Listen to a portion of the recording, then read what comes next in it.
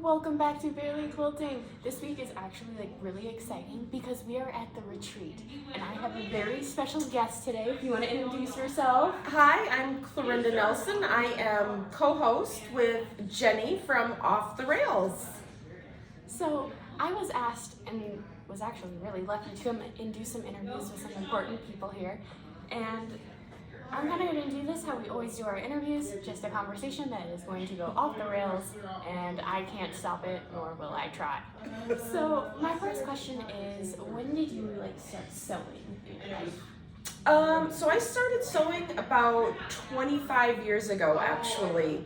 My husband and I had moved from Minnesota to Indiana while he was going to grad school, and winter in Indiana is gray and gloomy. The leaves on the trees die and the grass dies and it's brown and just blah. And my mom said, you need to go to the fabric store and look at the pretty fabric. And from there, It's just evolved. yeah, that's exactly what happened. So going back to that, I'm kind of going to guess it was your mom. Was she the one who taught you to sew, or was that more of Yep, so my mom has been a sewer her entire life, and I learned sitting on her knee, sewing with her in 4-H and different projects. I also come from a time where we had sewing in high school, so that was a class. But quilting, it was actually that trip to the quilt store to look at the pretty fabric that I bought a Start Quilting quilt book with Alex Anderson, and then taught myself one project at a time. as you should.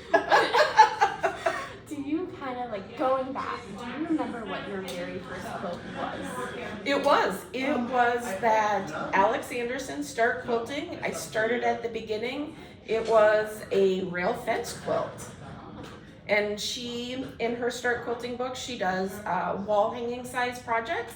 And so that is what it was. It was 36-ish inch square. And I did each one of those projects in progression. So was it your mom who drew you to quilting, or was it kind of just when you went to the shop to look at the fabric, you didn't exactly know what you were going in for and just left with quilting? Yeah, it was that. I didn't know what I was going in for. I was just looking for pretty, and it was where I could, see pretty fabric and have something bright and colorful in my life, but then it allowed me to make something, all of my first quilts were gifts. Yeah. And so I continue today to gift most of the projects I sew with, and I think that is what draws me, is the pretty bright colors. Everyone is different, but and then the gifting aspect of it as well. I've definitely noticed it's been a trend when people start quilting. They usually start quilting as a gift for someone, usually a baby gift. Yes. Was it? It wasn't a baby gift for me, but yes, that is common. I've worked in quilt stores and been around quilting for 25 years, and yeah, quilting for a baby, your first baby or a baby gift, is very common. Yeah, I don't know what it is, but even my mom, she has a box, what she calls her grandma box. Yep. I'm 22 and I'm not planning on having a husband anytime soon, but I'm pretty sure she's already done a baby quilt and put it in that box, and I'm like, you know, Mom, it might rot by then, but you did it. So going back to you working in quilt stores and throughout the years, how did you get to know Jenny? So, my quilt progression, my husband and I lived in Indiana, and that's when I started and taught myself quilting. From Indiana, we moved to California, and in looking for a new career or figuring out what I was going to do for work while my husband had a new job, I landed at a quilt store. And ended up working at a quilt store there for 4 years, which is how I learned to understand how quilt stores bought fabric. So it is sales reps who come with suitcases of samples, some of them paper or cardboard, not cardboard, a paper or, kind of cardboard anyway, paper samples or fabric samples, and they travel around a territory with them. And so as my husband and I moved from California back to Minnesota, a more permanent move, I sought out fabric manufacturers and sales rep positions, which I secured, and that is how I met Ann and Jenny as a sales rep at Quilt Market one year. That's great. It's just like crazy to see all the different people in the community that I talk to and all the different ways that they have gotten to know Jenny or Ann at the time.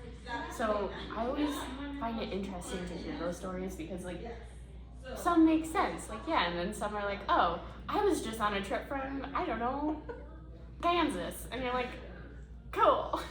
Well, and Ann and Jenny are very welcoming. They are. They're lovely, and so you kind of just gravitate and want to be in their orbit. So yeah, it's lovely.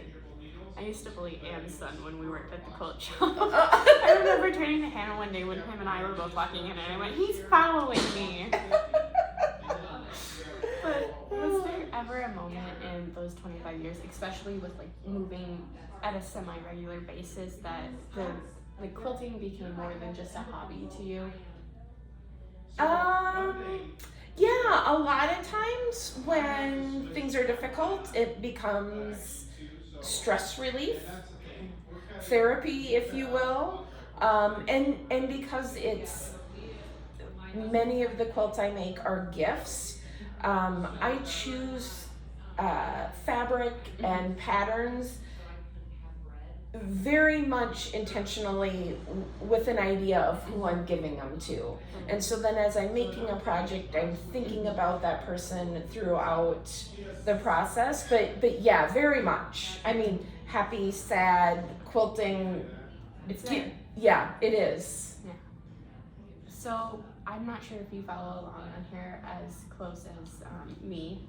I have a problem. But I love to do donation quilts once a month, and going with like picking fabrics. It's interesting when you're doing it for like charities and stuff, when you have like an age group in mind. That's also really fun, just picking out like anonymous age groups. That one is fun. So I would recommend trying that if you ever want to do a donation quilt. Go with like age categories, because then you find yourself picking things you never thought you would use and then fall in love with them. So I do donation quilts. I try to challenge myself to do a minimum of 6 a year, and specifically geared toward boys. Like fabric tends to be florally and just that there are fewer options for boys, and so I generally try to do that. But yeah, I agree with you, and there is so much need in many places. I try, because I'll do one once a month on the channel. I try to do like flip, do boy 1 month and girl next, like 1 month. That made sense in my brain. Yep, it did. Every other month. I got you. But that is so fun when picking fabric, because you like look for the next month ahead of time, but then when you go back into the quilt shop, it's completely different. It is. When I was selling fabric, I tried to explain to new store owners how fabric worked by explaining how clothing in department stores is cyclical. It changes with the season, and it changes just that quickly. And that's how fabric changes as well. That is a really good way to explain it. I never would have thought of it like that. But going back to projects, is there one that you've done that is your favorite out of everything, or that just like stands out? Oh dear. I like to challenge people's brains. Right? Oh, tricky. Not necessarily a favorite. It might be the favorite of the day. You know, I do love the quilts that I gift to people. After my husband and I moved back to Minnesota, I made quilts for all of my California quilty pals. And it was super fun to search for a pattern and fabric specific for that person. And I think I made a total of 12. And so that was a really fun project for me, but I kind of like that, looking for something specific for a specific person. It is one of my favorites too. Even if like you go into the store, I know I've done this, and I'm sure you have. You find something, and you're like, I wasn't even thinking of this person, and you're like, that's coming home with me. Exactly. It speaks to you. Yes. It won't get done for like 6 business years, but it'll get done. It will get done. Eventually. But if you could, this is one I would ask, just like think and challenge. If you could only choose one fabric to use for the rest of your life, what would it be? And we'll start with material. One fabric theme? Like material, so like canvas, cotton. Oh, so it would definitely be quilting cotton, and within the quilting cotton zone, probably batiks. Okay. I was gonna ask her, do you prefer, if you had to choose one to use for the rest of your life, what would you use the other? Jelly roll or a layer cake? Oh dear. Well, I don't usually sew with either. No, I don't. I tend to be a yardage girl. I buy yardage versus pre-cuts, but maybe the 2.5-inch strips, the jelly roll. If I had to, if you're forcing me to choose. Forcing you. Tricky. Well, I have an AccuQuilter, like the cutting machine. Yeah. So I never bought yardage really before I had that, except for like backing and stuff. So that's why I like to ask that, because it's like, I don't like cutting. It's scary. But going on, this one is going to be super interesting, because I know you said you kind of just landed at a quilt shop. Was there any reason that made you want to stay with the quilt shops, or like start at a quilt shop? Quilting is very much a community. And once you get into that community, the people at that quilt store that I initially started working at in California are, almost 25 years later, still friends and people that I keep in touch with. And so I think it's that community you build, even if you don't realize you're building it at the time. So I was going to say, I grew up in Wisconsin, and I would go to quilt shops with my mom, and they still ask, so when is she coming back? yeah. And my mom was like, I don't know, you ask. She wants me back more, and it's like, I'm doing my best. But I promise I'm coming back. But going along with being like 25 years into this hobby, how many quilts do you think you've made over that span of time? I literally jumped up like So I didn't always make the quantity of quilts that I make today, but I make, on average, probably 20 a year. And so, probably about that many, and some are very detailed and more complicated, and some are super easy and just quick and done and out the door. But yeah, so about 20 quilts a year for maybe the last 15 years, and then before that, far fewer, but so quite a few. Here's a rough estimate of the math I did. I made 20 from about the time it was 16 to 21. I'm 22.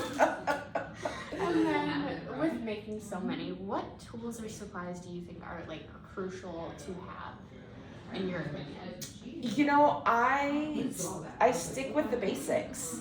You can do just about anything with your basic rotary cutter, mat, and your 6.5 by 24.5 inch ruler. Like, just really the basics. New rulers and tools are certainly fun to try, and I own a lot. Right? I own a lot. I like to try them out, but really you can do just about anything with the basics. I think the only thing I would say I would definitely recommend as a starter, if you start with yardage, would be this the 2.5 inch ruler where you can cut those 2.5 inch strips. Sure. The Yep. name is leaving me right now, but it'll hit me at 1 a.m. But that would be kind of like the only tool I think. It's kind of like becoming more of a beginner necessity in a way. Mm-hmm.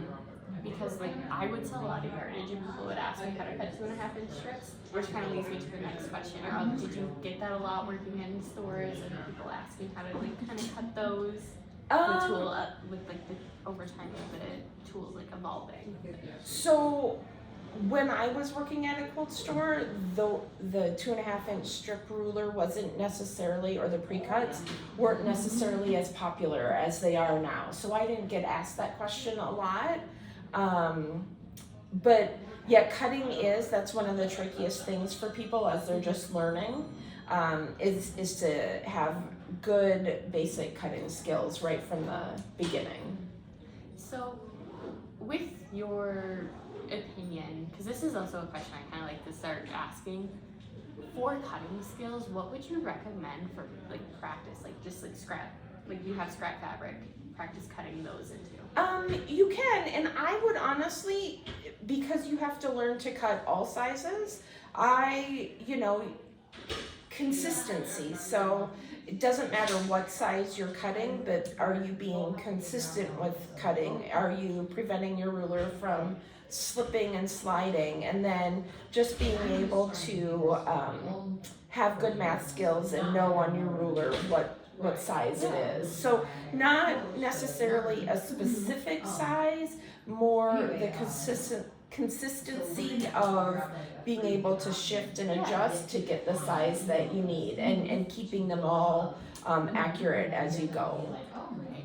I agree with that, and that leads us to our last question. Ooh. Kendra. Oh, I see. She asked if that was the young YouTuber, and I said, "You mean Kendra?" I'm sending this to Jordan. I said, "I'm not sure, but if I say her name and she looks, we'll know." That's me. But that'll lead us to our last question of what is one of the funniest or most memorable quilt moments you've had? I think these quilt retreats. So I have different groups of women that I retreat with at different times of the year, and I cherish everyone. It's that time away where you're not at home, you're not worried about dishes or laundry, but being able to get away and sit and concentrate on your craft. So I think this time away and having the ability to do this is very special, each and every one. It really is, because each retreat is different, because this is the first retreat I've gone to in a long time. So the very first one I went to was, I kind of just like drove up when my mom was up there and didn't tell anybody, and nobody could stop me. And it was at a really pretty, apartment building in Wisconsin. Oh, yep. Out Creek something, and it was just completely in the middle of nowhere, and just seeing like people going swimming and then coming back and quilting. It's really cool to see how different these can be, but they all have the same vibe of we're friends, we're here to help. Very much. Yeah, it's lovely, isn't it? It's back to that community again. Yeah.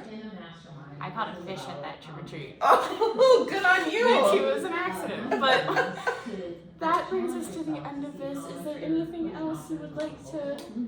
No, not necessarily, but I do believe everybody's a quilter. They just don't know it yet. There is something for everybody in quilting.